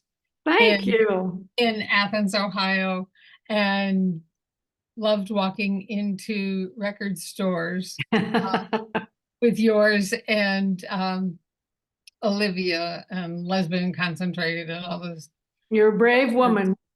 Well, it was, we didn't think of it as brave, you know? We just thought the whole world was going to fall in love with this music the way we had. And so we just walked in. But you mentioned just for a second there in about ASL. And I want to thank you because it was the first of my experience seeing sign language interpretation on stage of music and try to make sense in my head of interpreting music for people who could not hear. And it was profound. And I always loved listening to you, but I'll tell you, Susan was such an artist, a phenomenal, phenomenal artist. And here's kind of a funny story. I directed a Quaker summer camp in Vermont. And Susan had a connection with a nephew or niece there or something. And so through, she was amazed to learn that we were teaching 9 and 10-year-olds about Kent State. And so many of your songs that we brought and taught to young girls at the camp. The one of the ones that they loved so much was I Have Dreamed on This Mountain. So you were going to be performing at a very small little venue, maybe a library or something in Boston. We brought a dozen of girls from camp, and Susan this was a secret. You didn't know this was going to happen. And at some point in the middle of it was a concert and story kind of thing.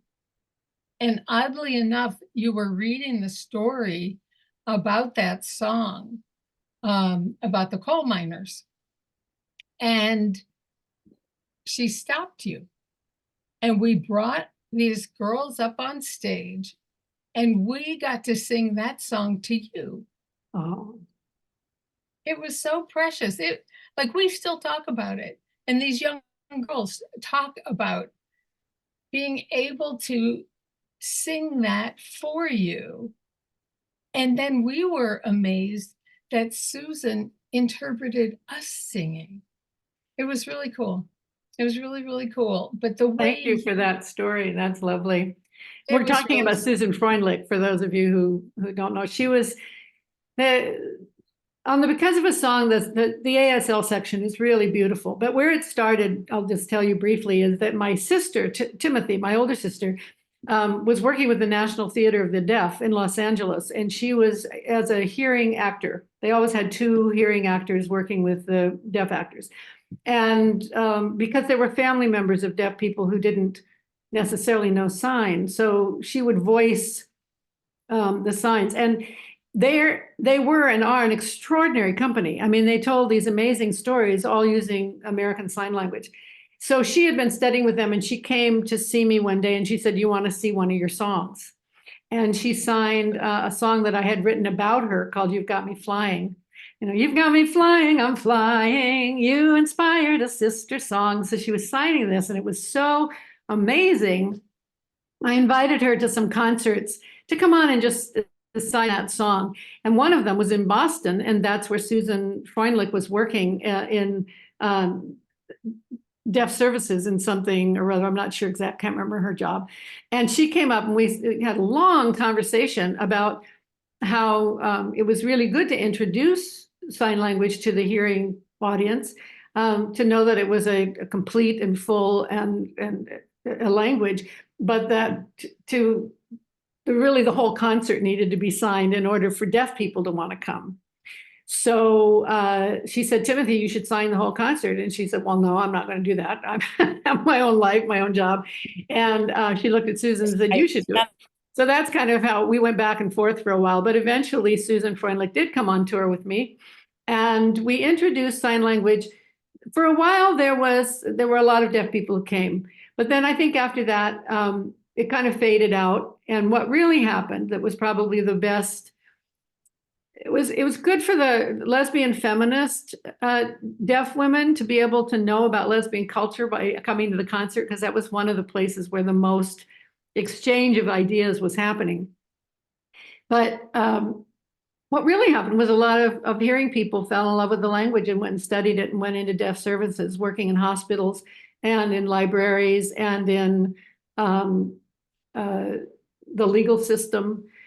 So that was really great. But it was, in fact, as far as we know, the first time that anybody had signed anything on stage to a major audience. And it went on that now all political speeches and all first responder speeches and all of this is now signed. So all credit to my sister Timothy. Thank you. Thank you for that answer. All right, let's go to Susan, and then we'll go to Gail, and then Kevin. And I just want to alert everybody, we're actually getting near the close of our time with Holly. We've got about another 15 minutes or so. So Susan, what's on your mind? Well, thank you. And like the other 150 plus people here, I could just go with accolades and stuff. But I recall I live in Iowa, and there was a group of peace activists to put on the Peace Chautauqua. And you were one of many fantastic artists. I think it was the first time I saw and heard Sweet Honey in the Rock, Virginia Way. It was just I would love to say it was a wonderful event, because I found it a wonderful event, but it rained the whole time. They lost money. That was the sad part, but I hold it dearly in my heart. I also, another thing I wanted to share is I got to open for you one time when you were playing in Ames, and it's a highlight. I mean, I make noise. I'm an entertainer. I enjoy being a musician. Being there with you was just a wonderful thing. Thank you. My question, now I'll get to that. My question is, I've gone to a dozen or so music festivals, and around Michigan, and then around the community here and around the country, the stuff around the trans issue. I struggle, again, people want to have this either or all the time. And I can't understand why I can't proudly be a lesbian and also support trans. I'd just like to hear your take on that. Thank you. You can be a lesbian and support trans. You know, I mean, we don't live in an either or world, but in the same way, there's going to be people who are going to express their disapproval, and people are going to express their acceptance. And it's in those conversations we learn about who we are. And I remember standing in the wings of a music festival, and people were on stage, and these were all women, and they were fighting. I thought it was going to come to fisticuffs. I mean, I didn't remember what they were fighting about. And some woman came up to me in the side and said, Holly, go do something. You could do an intervention here. And I stood there and I went, I don't think so. I think this fight has to happen. I think that we'll all learn a lot from it. And there's nothing I can do by walking out there and trying to intervene. And there was also a workshop at another, where it was a private invitation only, I think, or it was for Jews and Arabs, in particular Palestinians and Israelis, but it was Jews and Arabs. And the workshop was closed, where people like me were not welcome to come. And I was very glad that somebody had the courage to do it. This was a long time before what's happening right now, but certainly there was conflict going on between Israel and Palestine. And at the end of it, she asked a woman from each culture to come up and stand with each other and look each other in the eye and say to one another, it matters to me that you're alive. And they couldn't do it. There was so much anger and hostility and hurt, historic hurt, just deep pain coming from all directions. And she said, well, then this workshop's over. And I think we have to be comfortable with those moments of conflict and of not knowing, and to trust that the time will come where we will know. And it was very heartbreaking, I think, for women who had put their lives on the line and worked so hard for it to be okay to come out as a lesbian, as a woman-identified woman. Some of them had lost their children. Some of them had lost their parents. Some of them had lost their homes and their jobs. And so the trans issue was more about the heartbreak of losing what they had known as woman identification. And just not enough water gone under the bridge to be ready to be embracing. But a lot of those women who were hurt and angry at that time, they are embracing. It just took some time. It would also be good if some of the trans people understood the path on which they walk. You know, we have to all, I have a song that I can't sing for you because I don't know it well enough, but it's called Meet in the Middle. And there comes a time where we begin to understand each other, but it doesn't just happen off the top. It comes from these heartbreaking conversations and the courage to have them, mostly the courage to listen. So for me, it means listening to a lot of trans people. And I would hope in exchange that they would spend some time listening to old-time radical lesbian feminists who really laid a pathwork that allowed them to come out as trans. Mm-hmm. But when everybody's in the middle of the hurt and the heartbreak, it doesn't look very pretty. Yeah, I don't know if that answered your question or not. And, I don't think it went a long ways toward it. Thank you much. Yeah, I think it's going to move faster than we think. I think but if you also look at how slow unlearning racism is taken, we better be patient. Mm-hmm. Gail Chandler, you're up. Unmute yourself. I wanted to say, first of all, thank you, Free Thought, for making this afternoon possible for us to converse with you, Holly. And thank you for coming. You've clearly meant so much to so many of us. It was Women on Wheels, Sebastopol 74. And also, I went to Ukiah High and heard you and Jeff. And, oh my. Yeah, and you talked about how, I'll be damned, we all pulled through. And that's, we all pulled through high school. Popularity. Yeah, so many songs have meant so much. I do have a question, but I also wanted to comment on Hay una Mujer and the Junta Knows. I have to give a shout out to OAT, Overseas Adventure Travel, which is a senior group, which is the only one who apparently goes to the abuela's place in Buenos Aires. And we got to talk to and listen to mostly a stolen child for an hour the last month. And I just thought I wouldn't have known anything about that except for you. And now the abuelas, these were women who put diapers on their heads saying, our children are missing, where are they?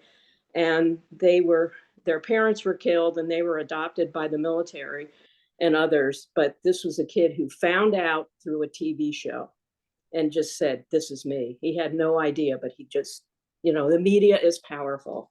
Yeah. So it's great to be able to talk to you after all these years. And I'm a writer and nonfiction writer. And obviously you tell stories as part of your music. So I think you probably know what's coming. Is there any way you would ever consider doing a book, or is that in the works? Or yeah, that's my question. My friend Pat over there is throwing his hands up.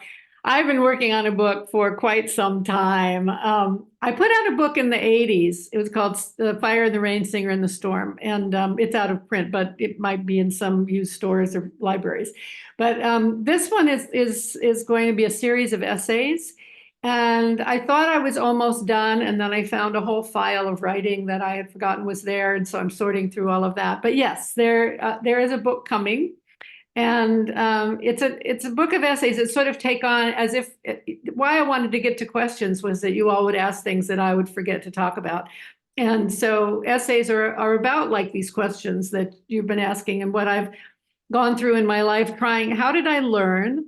How did I turn that learning into creativity? And how did I share that creativity with others? And that's kind of the theme of the book. So it's not going to be published tomorrow, but it's in the works. And if you get on Goldenrod Music's mailing list or my Facebook page, you'll learn about it when it's finally ready. Yeah. All right. We look forward to that. Kevin, he, him, Chicago. Yes. Yeah, I came out as gay in the late 80s, right at the height of the AIDS pandemic. And the little Mennonite church that I was attending at the time introduced me to your music because we would march together for gay rights and for AIDS research. And we sang Singing for Our Lives. That was our march song. And at a time when all I felt was anger and fear, that gave me words that I needed. And I just want to say thank you. Oh, you are so welcome. You're so welcome. Thank you for being brave enough to come out. And I hope your life is filled with peace and joy. Thank you. Thank you, Life is Kevin. Thank you. It's Miriam Zachariah. Your turn. Please unmute yourself. Hi, Holly. I just was really curious. I had a question. Of course, I just like everybody else, I've loved your music. We're up here in Toronto, Canada, so doing a little bit different politics than y'all down south. But my question was about Bernice Johnson Reagan and Sweet Honey in the Rock, and I'd just like to hear some of your stories about that collaboration. Well, I heard Bernice Reagan's first recording, Give Yourself to Struggle. And I was living and working with a woman named Amy Horowitz at the time, and she was going to go back to DC. Her parents were there, and she sought out Bernice. And that sort of started a conversation for us. And Bernice asked Amy whether we would produce a tour for this group that she had just put together called Sweet Honey in the Rock.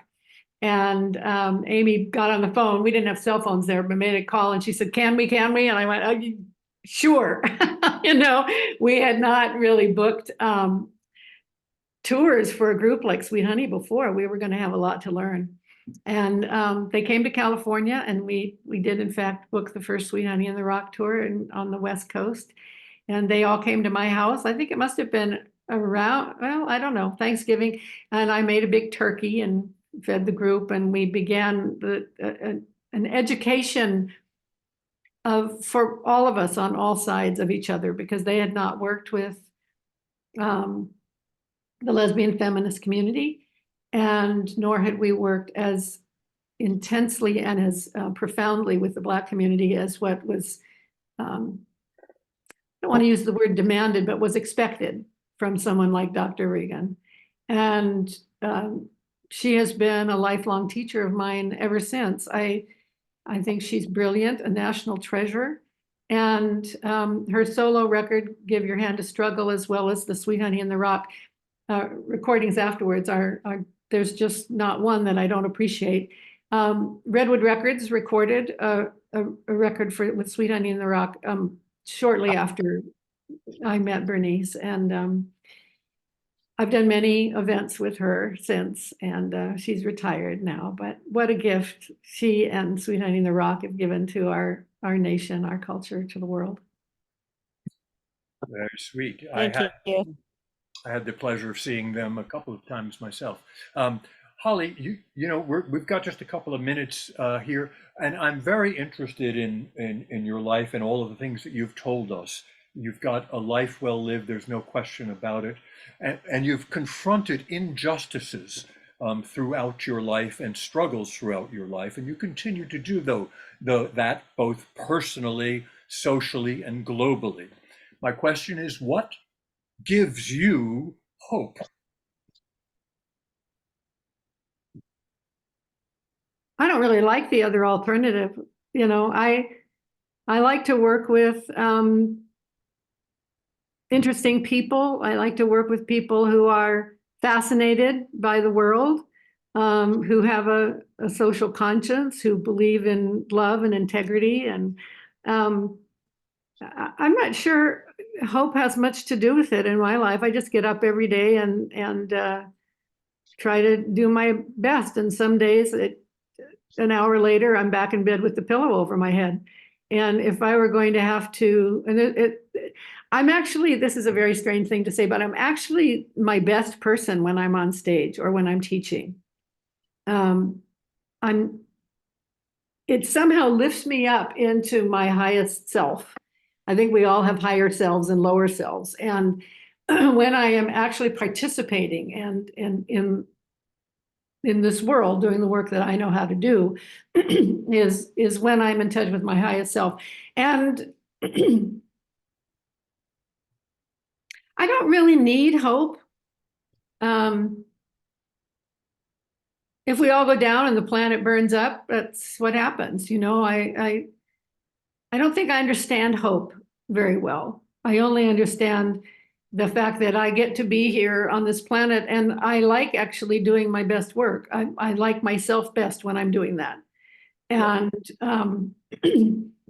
I like it when I'm being a nice grandma, and I like it when I'm being friends with these beautiful people who are my friends. And there's relationships I have that just totally suck, that are awful, and they can put me in a spin. I have relationships with people who are completely devastated by addiction. And so my life isn't all rosy. There was a time when I did a one-woman show that opened on Broadway and off Broadway, actually, and it closed quite soon. I got a terrible review from the New York Critic, even though we'd done really well in LA and San Francisco, and the New York Critic just creamed me. So the show closed, and I was pretty devastated after that. And my record company fell apart. I had a terrible falling out with my partners at the company. We went bankrupt, and I ended up living in a tent in my mom's backyard with a long extension cord giving me some light and heat, because her house was filled with other people who were living there, siblings and children. And but it's not, I don't talk about there very much because it's not the same as being a Syrian refugee. You know what I mean? It's like really hard with somebody who's had as much privilege and education and opportunity as I've had to feel very bad about anything in my life, except we do. Even the most privileged people have really bad days and have terrible breakups, or they get cancer. So I guess I'm not answering your question very much, except I don't really think hope is all that relevant. Well, that's interesting to me, because when I think of it, I think of hopes, dreams, aspirations, and a sense of success through the work that we're doing. And what is the vision that you have for the world? Now, it could be that it's just one day at a time, and that's great. That's all that it takes. One day at a time, keep working toward whatever the vision is. So when I talk about hope or ask about hope, I'm actually asking about your vision for the future. Yeah, I think we're really fucked. Okay, can I quote you on that? I think we're really fucked. Oh my goodness. Okay. However, that said, there were times in the Middle Ages, I'm sure there were people who thought this is the end, they were hanging people by their thumbs. And so I just think I don't like to live feeling desperate. I don't like to feel hopeless, whatever that means. And I don't like to hang out with people I don't like. So I find that as long as we all find people we care about, that we like, who are doing similar kinds of work, that are believing in the best of humanity and animal life. I mean, I love watching all the animals on Instagram. That's my favorite part of Instagram. I'm not so interested in people as I am all these birds and elephants. And, it's just, what an extraordinary thing that got made here on this planet. So, yes, if one's poor and without a home and devastated and your kids are sick, it's really hard to hear somebody like me talk like this, because you want to say, who are you? And you just don't know anything about hard life. I do know about hard life, but it's not my life. I know about other people's hard life. And I don't really want to hang out with fascists. I don't like them.